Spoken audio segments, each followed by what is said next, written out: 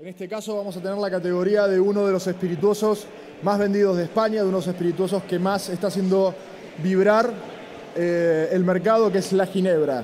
Y en este caso, también uno de los mejores brand ambassadors, Frank Lola. Un aplauso muy grande para Frank. Hola. ¿Me han dado ahí? ¿Sí? ¿Se me oye? Sí. Sí. Ya veo las caras. Muy buenas tardes. Mi nombre es Frank Lola. Yo tengo el honor, o por decirlo de alguna forma, estoy orgulloso de ser representante de una de las marcas que marcó un antes y un después. Cuando digo un antes y un después me refiero a la calidad, a la forma y elaboración de la ginebra que conocemos hoy en día. Cuando hablamos de ginebra, todo el mundo, ahora mismo, vamos a estar claros, es un entendido, ¿no? Ahora mismo la ginebra es otro gin craze, ¿no? Otra locura de la ginebra. Y realmente, para que os hagáis una idea en datos, serían unas 200 referencias las que tenemos en el mercado español. Ahora mismo todo el mundo sabe poner un gin tonic, todo el mundo conoce la ginebra, pero poca gente realmente sabe de qué está hecha, cuál es la materia prima y qué convierte un estilo de ginebra u otro. ¿En qué? Para conocer la ginebra tenemos que situarnos en la materia prima. Vamos a empezar por ahí primero. Cuando hablamos de materia prima hablamos de enebro. ¿Enebro qué es? Son unas bayas que crecen en un arbusto, ¿sí? ¿Lo tenemos claro? No sabemos mucho más, ¿no? El enebro lo que nos va a dar va a ser, se usaba antiguamente mucho como un aromatizante, se usaba mucho para paliar pues, dolores de riñones, de espalda, etcétera, etcétera, etcétera. Es una planta que lleva usándose muchísimos años. Pero para volver un poco atrás y ver los orígenes de este destilado, tendríamos que ir al siglo XI. En el siglo XI, ¿qué pasa en Europa? Tuvimos la peste bubónica. La peste bubónica diezmó un 75% de la población europea. Era casi imparable. Y lo que hicieron los monjes italianos fue juntar enebro, otras raíces y pieles de otros ingredientes botánicos y los metió en alcohol. Creó una especie de brebaje. Este sería el antecesor de lo que es la ginebra, tal y como la conocemos hoy en día. Vamos a pegar un salto en el tiempo. Lo pegamos hasta el siglo XV. En el siglo XV, ¿qué pasa? ¿Qué sucede? Siglo XVI. Silvius Francisco de Lavoe es el primero que anota una receta como tal a la hora de crear una ginebra, ¿no? Y consiste básicamente en ese alcohol, dejar macerando enebro y otros ingredientes durante una semana. Después de esta semana, vuelve y recoge que en este alcohol se han quedado impregnados todas esas propiedades, esencias, aceites, que de por sí tiene el enebro y el resto de botánicos. Como ve que es un éxito y que funciona muy bien para paliar ciertas dolencias que tenemos en el cuerpo, decide ponerlo a la venta como un medicamento. Es aquí donde nace su auge. Se vende como un medicamento y el éxito es tal que se extiende rápidamente por los Países Bajos y por Alemania. Tenemos la Genever. Genever se debe su nombre justo a eso, al nombre en holandés que tiene el enebro en sí. ¿Cómo se hace grande realmente? Se hace grande gracias a los ingleses. ¿Por qué? Por esto, por la guerra de los 30 años. Es bien sabido que los ingleses en aquella época, al igual que los españoles, pues querían luchar por todo, querían conquistar todo tipo de reinos y era una excusa básicamente para tener más y más imperio en sí. En esta guerra se alían con los holandeses y lo que hacen realmente es, es descubrir que cada mañana cuando estos holandeses salían a la guerra, salían con un coraje que no era normal. Vamos a ver, vamos a morir. ¿Cómo si vas a morir, vas con una sonrisa y vas con esa bravura, ¿no? Y entendieron que era porque se tomaban un chupito todas las mañanas de este brebaje, de este medicamento. Este medicamento, como hemos dicho, era el Genever. Al ver que esto era así y no saber pronunciarlo, como les suele pasar a los ingleses, decidieron acortarlo, llamarlo gin y llevárselo de vuelta al finalizar la guerra de los 30 años hacia su país. ¿Cuál es el otro elemento que hace que la ginebra se haga grande en sí, o el gin? Es la entrada de William de Orange, el holandés, que entra a gobernar en el 1688 a Inglaterra. Lo primero que hace que es prohíbe todos esos alcoholes que provienen de Francia y todos sus aliados. Y lo que hace es fomentar pues, que se pueda crear un alcohol nacional, ¿no? Es en ese momento donde empieza a poner una tasa también a la cebada y coge y crea por primera vez este desnivel, ¿no? En el sentido de que hablamos de que la cebada y hacer cerveza era más caro que crear un propio alcohol. Estamos hablando de lo que fue uno de los periodos y de los grandes cambios para crear esta ginebra. Hablamos del principio del siglo XVII, en el siglo XVIII. En el siglo XVIII, alrededor de 1730, es cuando se consigue fabricar ginebra en gran cantidad y hablamos de que una de cada 3 casas fabricaba ginebra. Era descontrolado, todo el mundo podía hacerlo, no había ningún tipo de tasa, ningún problema para fabricarla. ¿Qué nos va a crear esto? Nos va a crear que sí, que se vaya a consumir más, pero que también sea de peor calidad y que no haya ningún tipo de control a la hora de probarlo. Con lo cual esto nos lleva a un punto negativo. El que hace el gobierno, como está consternado, como no cree que esto sea viable y sea posible debido al estado de embriaguez que tienen todos los trabajadores, nadie quiere trabajar, hay gran pobreza, las casas de empeños realmente se enriquecen con todo ello, lo que consigue hacer es un Gin Act. Este Gin Act, ¿qué hace? Crea esta ley para empezar a intentar moderar un poco este consumo y aumentar la calidad. No lo consiguen, sigue sin funcionar. Siguen intentándolo varias veces hasta que a la quinta, ya esto hablamos en 1790, pone una tasa de 50 libras. 50 libras a día de hoy sería como al cambio de lo que tenía ese valor, serían como unas 250.000 euros. Para que entendáis, solo los más privilegiados, la burguesía, gente de la aristocracia es la que podía realmente llegar a fabricar esta ginebra. Ahí se crea el otro cambio importante, que es en la calidad de este producto. Hablamos de que en ese momento pasa de ser la bebida de la plebe, la bebida que todo el mundo puede consumir, fabricar en cualquier sitio, establos, casas, bañeras, añadir cianuro, pasa de ser esa bebida a ser aquella que es la bebida realmente de la realeza, de la aristocracia, y marca este antes y este después. Esto que tenéis aquí es el cuadro del Gin Craze, se llama, ¿no? Fue pintado por William Hogarth y realmente se dice que fue pintado con estas características para que precisamente los que eran consumidores de ginebra o la gente que tenía esta percepción sobre la ginebra viese que era de muy mala calidad, que lo que creaba para la sociedad era algo muy malo, ¿no? Tenemos la imagen de esta señora, por ejemplo, que está dejando morir a su bebé, por decirlo de alguna forma, y tenemos la mala suerte de que justo en este farolillo que hay ahí hay un escrito que no se ve bien, no hay mucha calidad, que te dice realmente que un chupito de ginebra por un penique. Esto lo que básicamente nos llevaba a entender es que si dibujamos precisamente la cruz que tenéis arriba, que es lo que simboliza la casa de empeños, está por encima de lo que sería la iglesia y la realeza. Esto quiere decir que el estatus de la sociedad en ese momento era que la locura y el caos era lo que reinaba, no había una estabilidad como tal. Por eso es tan importante este. Hay otro cuadro, que es el Beer Lane, y precisamente lo que demuestra es al revés, es la felicidad, la estabilidad, y justo esta cruz que vemos aquí simbolizada estaría decaída y tendríamos por encima la iglesia y la realeza. Eso nos dice mucho. Este es otro momento importante para la ginebra, el 1830. Aquí es donde nace la patente Coffin. Ineas Coffin lo que hace es crear un destilador continuo que lo que consigue es crear un alcohol de primerísima calidad. Cuando tenemos este alcohol de primerísima calidad, ya no necesitamos aromatizar la ginebra para conseguir enmascarar este sabor. No necesitamos añadirle azúcares, no necesitamos hacer nada. Ya tenemos un alcohol de primerísima calidad. Ahora, a partir de aquí, lo que hacemos es conseguir aromatizarla como queremos. Es donde se crean y se asientan las primeras destilerías. Es aquí donde marca un antes y un después Beefeater. Antes y después, ¿por qué? Porque es una de las pioneras a la hora de crear una London Dry Gin. Digo esto porque este hombre es el fundador, James Burrow. Y era un farmacéutico que se fue a Estados Unidos y a su vuelta decidió que la farmacia pues, era muy aburrida y no le interesaba. Prefirió jugar un poco con alcoholes y empezar a destilar. Este hombre lo que hizo con este alcohol fue añadir unos ingredientes botánicos, como todos conocemos ahora mismo, y crear un sistema único en su proceso de elaboración. Este sistema único es de 24 horas macerando. Mucha gente llega a confundirse entre Beefeater Dry o regular y Beefeater 24, pensando que 24 es la única que está 24 horas macerando. No es así. Este proceso solo es de la casa Beefeater y por eso le damos tanta importancia. Un ejemplo que pongo claro es que imaginaos que estamos con el puchero de la abuela. Esta olla que cocina nuestra madre, nuestra abuela, algún familiar y que lo hace muy bien, ¿no? A las 8 de la mañana se levanta, pela todo, prepara todo con gran amor y llegamos a la hora de la comida y nos sabe exquisito.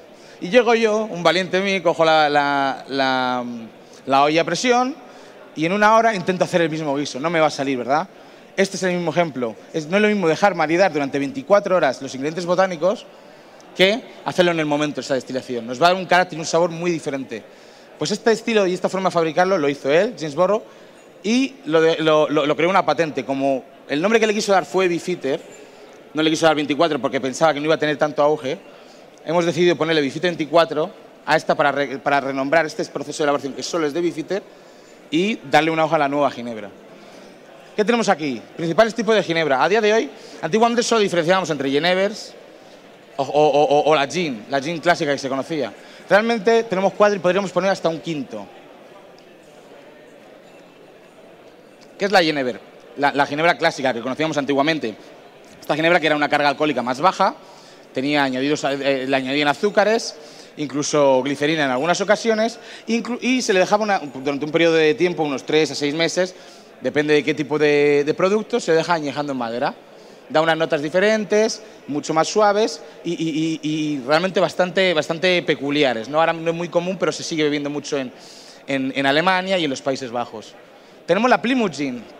Plymouth Gin es la única que podríamos, bueno, hablando ahora en España podríamos hablar de Soriguet también, que tiene su denominación de origen, pero sería la única que tiene una denominación de origen como tal. Y es más, es la destilería que más tiempo lleva funcionando, desde el 1793, incluso antes que Beefeater y que otras marcas. Este estilo, la particularidad que tiene es que ninguno de sus ingredientes son amaros, y es una ginebra que, mientras que en Londres estaba el auge las ginebras secas, en Plymouth, en Liverpool y en Bristol se hacían unas ginebras de un carácter mucho más dulces, más amables, se buscaban más esas notas florales y cítricas, incluso casi dulces. Tenemos la London Dry Gin, es esta de la que estamos hablando, la más conocida a nivel mundial ahora mismo, y London Dry Gin es algo importante a decir, no es una denominación de origen. Todo el mundo podría fabricar una London Dry Gin. Es un proceso de elaboración. Y esto es algo que todo el mundo tiende a confundir. Dicen que realmente el embajador de una marca es su botella. Es fácil leerlo y ver qué nos pone. Si conseguimos leer una botella que nos pone London Dry Gin seguido como tal, quiere decir y implica que sigue este proceso de elaboración. Un segundito. En un alambique, esto es algo parecido a un alambique, lo que vamos a hacer va a ser meter esos ingredientes botánicos, ese alcohol neutro que tenemos que tener, en el caso de Beefeater obviamente de grandísima calidad, a un 96% alcohol neutro, que proviene de cereales, en este caso proviene del trigo principalmente, y a partir de ahí rectificarlo con esos ingredientes botánicos que tengamos. Puedes dejarlo 1 hora, 2, 24 en el caso de Beefeater y Beefeater 24, o nada, o llevarlo directamente a ebullición y empezar a destilarlo. Esto sería un poco el desglose para que vieseis en qué consiste este proceso de elaboración. Tenemos lo que es el enebro, lo que vemos en la materia prima. Luego tenemos los ingredientes botánicos, en los cuales, para que sea una London Dry Gin, tiene que predominar el enebro y luego el resto de ingredientes botánicos. Eso es como lo diría la definición en la Unión Europea. A mi forma de yo un poco discrepo, en el sentido de que cada uno percibe de una forma diferente, con lo cual yo puedo decir que a mí me llega y me viene mucho el olor y el sabor a enebro, pero por ejemplo cualquiera de vosotros puede decir que no, que es totalmente diferente. Con lo cual es un poco, en mi opinión, no muy justo a la hora de definirlo. Tendríamos los botánicos y tendríamos ese alcohol puro que hemos hablado, que se destila 1, 2, 3 veces las que hagan falta para ponerlo a 96 grados y que sea neutro completamente de primerísima calidad. ¿Qué tenemos después? La maceración en el caso de 24. En ese alambique vamos a poner agua y vamos a poner el alcohol de 96 para rebajar la carga alcohólica a unos 60 grados. Cuando tenemos esto hecho, le vamos a poner los ingredientes botánicos y lo vamos a dejar macerando durante 24 horas. A la hora 24 es cuando empieza el proceso de destilación. Le aplicamos calor, como veis hay una llama, no se le pone fuego, por favor, esto tendería a explotar. Se le aplica calor con una manta térmica y empezamos a tener estos vapores de alcohol. Los vapores de alcohol, ¿qué van a hacer? Arrastrar estas esencias, aceites y en definitiva el carácter que va a marcar la ginebra. Vamos a pasarlo por el cuello de cisne y vamos a aplicarle un condensador. ¿Qué vamos a hacer? Volverlo de estado gaseoso a estado líquido. Ya tenemos el principio de la ginebra. ¿Cuándo nos quedamos con la ginebra? Cuando vemos que el punto en aromas está equilibrado. Cuando hablamos de alcoholes y de una cata y de productos, siempre tenemos que tener en cuenta que esto no son vinos, esto es alcohol. Pero para saber diferenciar que un producto es bueno o de menor calidad, tenemos que saber que el alcohol tiene que estar equilibrado, tiene que estar en el medio. Tenemos que tener un balance con ello. Con lo cual, los primeros alcoholes que vamos a tener van a estar descompensados. Vamos a hablar de alcoholes nocivos, que serían los alcoholes de cabeza, que no los queremos en la ginebra, lo vamos a descartar. Rápidamente vendrán los cítricos, vendrán alcoholes luego más pesados. Empezaremos en el caso de 24 empezaremos por cítricos, luego seguiremos rápidamente con el té. Pero en este caso el té verde chino. Seguiremos con cilantro, luego seguiremos ya con enebro, etcétera, etcétera, etcétera. Irán saliendo esta gama aromática. En el momento que empiezan a salir en conjunto es cuando hacemos el primer corte. Hemos descartado lo anterior y ya empezamos a coger el producto base. El segundo corte lo hacemos justo cuando empiezan a salir estos alcoholes pesados, que lo que van a hacer va a ser descompensar el equilibrio que queremos dar a nuestra ginebra. Como eso no queremos que suceda, tenemos que buscar muy bien el punto. Es aquí donde realmente entra la importancia real del maestro destilador. Luego lo tendréis que valorar vosotros. No es lo mismo hacer una ginebra desde el principio, que si te confundes justo al final, cuando vas a condensar, no puedes rectificar, a coger y hacer una ginebra en la que si llegas a ese punto y no te ha cuadrado bien, puedes modificarlo tantas veces quieras. son tipos diferentes de hacer ginebra. En este caso, si lo quieres modificar después de condensarlo, es una gin destill. No quiero decir ni que sea ni mejor ni peor, son diferentes estilos. Por eso es tan importante que lo tengáis en cuenta. Como hemos dicho antes, una vez que lo hemos condensado, lo único que le podemos hacer es añadir agua. Y este agua es para rebajar la carga alcohólica. Si nos sale la mezcla a unos 65, 80, perdón, entre 75 y 85, lo que vamos a hacer va a ser bajar la carga alcohólica hasta el grado que queramos. Una cosa que es importante, no porque tenga más alcohol quiere decir que vaya a ser más fuerte alcohólicamente. El alcohol lo que hace realmente es de catalizador, preserva los aromas y los sabores que queremos tener. Entonces encontraréis ginebras con una potencia alcohólica muy alta, pero no por eso van a estar desequilibradas o van a ser más alcohólicas. Incluso podéis encontrar que sean mucho más suaves. Lo que va a hacer va a ser justo eso, va a hacer de corriente y de hilo para poder llevar todos estos aromas y hacerlos conjuntos. Esto es lo que sería una London Dry Gin. Recordad, justo después de condensar no se añade nada más, se tiene que añadir agua y embotellarse. Si le añades cualquier otra cosa, la modificas, la destilas, unes cualquier otro ingrediente, volvemos a lo mismo, no hablamos de mala calidad mejor, es otro tipo de ginebra. Esa sería una gin destill, que es aquí donde radican la gran mayoría de las ginebras nuevas que tenéis ahora mismo. Tenéis ginebras cítricas, herbales, antes no podíamos permitirnos esto, cítricas, herbales, mucho más aromáticas, más frutales. Tenéis de todo tipo, para gusto los colores. O sea que no hablemos de una ginebra mejor o peor, hablemos del tipo de ginebra que buscamos y a partir de ahí nos va a ayudar mucho mejor. Como veis aquí, ponemos esta foto porque realmente le estamos dando esa importancia a la maceración, ¿no? Y es como realmente echamos los ingredientes botánicos. Los botánicos son muy, muy importantes. Como hemos hablado antes, la calidad se marca desde el principio. Materia prima de primerísima calidad. Luego, para que os hagáis un poco a la idea, Desmond Payne, que es el maestro destilador, lo que hace es, cada año tiene que elegir entre más de 200 variedades diferentes de nebro. Este nebro principalmente viene de Italia y lo primero que hace que se ríe un poco cuando tiene que explicarlo es que cuando hablamos de la nariz del catador o del destilador del whisky, él habla del pulgar a la hora de ser un destilador. Le da muchísima importancia. Lo que tenéis ahí son parte de los ingredientes botánicos que tiene Beefeater. Quiero que cojáis el enebro, que juguéis con ello, con las pieles de naranja, de limón, etcétera, etcétera.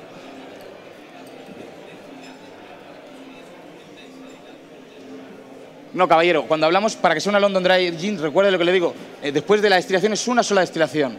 Lo que hacemos, una sola destilación, para que sea una London Dry Gin, para que sea este estilo. Y lo que hacemos, primero, 1, 2, 3 destilaciones, las que hagan falta, para que este alcohol sea de primerísima calidad, esté a 96 grados y no tenga ningún tipo de sabor, ni olor, ni color. Y a partir de ahí empezamos, aromatizamos como nosotros queremos. Eso es en lo que consiste realmente. ¿Sí? Perfecto. Sé libre, por favor, de probar algún botánico y tocar. Los que hemos tenido ya la oportunidad, si rompemos un poco, en el caso de los cítricos, por ejemplo, no tenemos la oportunidad de tener Beefeater aquí, pero si lo rompéis, en el caso de la naranja, notaremos Beefeater directamente. Será el primer olor que lleguemos a notar. De ahí la importancia de los ingredientes naturales. En el caso de España, tiene 4 de sus ingredientes. Tiene el aporte de la almendra, el cítrico del pomelo, del limón y de la naranja. O sea que estamos en un país que provee buena materia prima. Eso no hace falta que yo os lo diga. Esa es la realidad. Vamos a hablar del gin tonic, el tan resabido gin tonic que al final acabamos encontrando una ensalada. He encontrado comentarios como una ensalada en el gin tonic, a dónde hemos ido a parar, yo quiero un gin tonic clásico. Vamos a hablar otra vez de lo mismo, sobre gustos, los colores. ¿Cómo se hace un buen gin tonic? Mi primera contestación cuando me lo preguntan es, como te gusta a ti. Eso es lo primero que tienes que hacer. Así de sencillo, nadie te puede poner un estándar de cómo te lo tienes que beber. Sí que es verdad que lo que queremos es aprovechar las características que este gin tonic puede tener. Pero la ginebra es muy versátil. La ginebra puede funcionar perfectamente en cócteles. De hecho, es el producto más usado en coctelería. En el caso del gin tonic, para mí, un gin tonic que sea bueno tiene que tener un recipiente muy grande. Un recipiente con gran cabida. Es lo primero. ¿Por qué? Para ponerle hielo. Está siempre el típico tópico. No, menos hielo y más alcohol. Error. A no ser que tengamos un problema de garganta, que estemos enfermos y no podamos consumir bebidas tan frías, lo más ideal para que sea una copa buena es que tenga precisamente mucho hielo. A más hielo, más se condensa la copa. A más condensación, más tiempo y más calidad vamos a tener en nuestro gin tonic. Esa es la base de todo. Perdón. Entonces, para hacerlo como lo hacemos, todos hemos visto esta magnífica cucharilla que se ha hecho popular ahora mismo en todos los bares. Y lo que hacemos realmente es justo eso, enfriar la copa, crear que el recipiente que vayamos a usar tenga una condensación y una temperatura pues muy baja. Cuando ya lo tenemos, lo que vamos a hacer es descartar este líquido sobrante en el caso de que lo hubiese. Y ya podemos empezar. Tenemos un buen punto de partida. Otra opción, otra situación que suele ocurrir, mucha cantidad de producto, mucha cantidad de ginebra. Queremos una copa equilibrada, preferimos, es más, en el caso de gin tonic sobre todo, se percibe mucho mejor. Preferimos quedarnos un poquito más cortos, o la medida justa, a pasarnos, porque una vez que ya nos hemos pasado no hay forma de rectificarlo. ¿Qué hacemos? Pondríamos unos 5 centilitros. 3, 4, 5, cada uno cuenta como mejor le venga. Hay gente que contará 1001, 1002, 1003, 1004, 1005, como queráis contar, pero que siempre tenga la misma cantidad. Siguiente paso, en este caso, vamos a ponerle lo que es perejil. Mucha gente me dice que...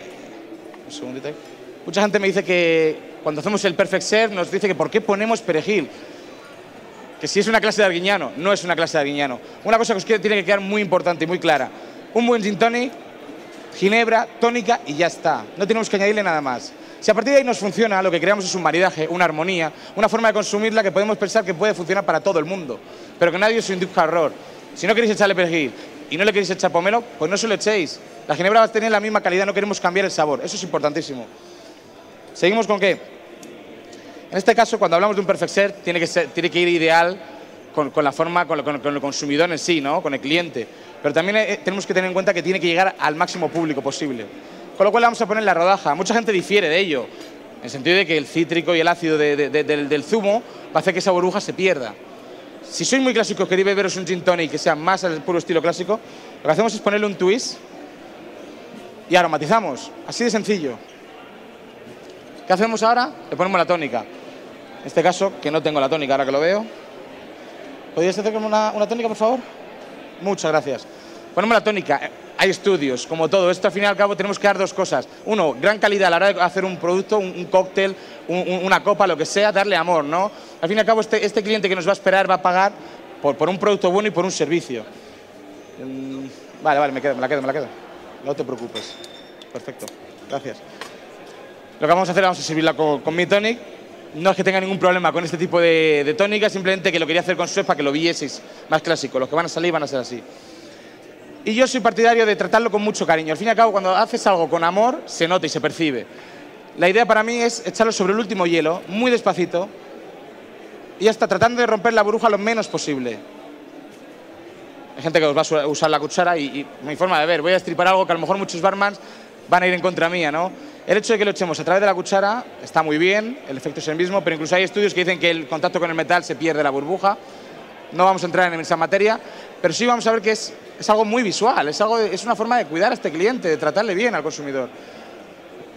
Pero si no tiene esa cuchara en casa, pues la servimos así, alrededor del hielo, del último hielo, y se hace así, igual. Realmente mucha gente le va a dar esa vuelta o va a querer mezclarlo de una forma u otra.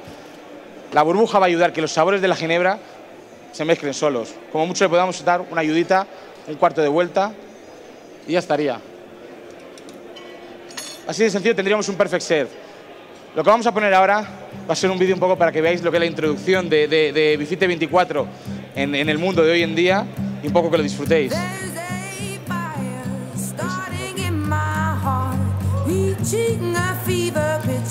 ¿Tenemos, chicos? Vamos allá,